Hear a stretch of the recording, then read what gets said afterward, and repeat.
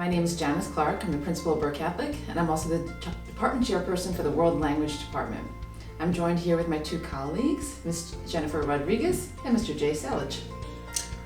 Hi, I'm Jay Selich. As Janice said, I teach Spanish 1 and 2, and I enjoy teaching the basics to students so they have the foundation to go into the advanced classes with Mrs. Rodriguez. Hola, my name is Señora Rodriguez, and I currently teach Spanish 2, Spanish 3, and Spanish 4, and I continue what Mr. Selich has started.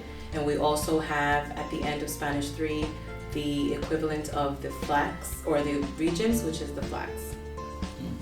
So all of our students here at Burke Catholic follow the New York State foreign language requirements and curriculum.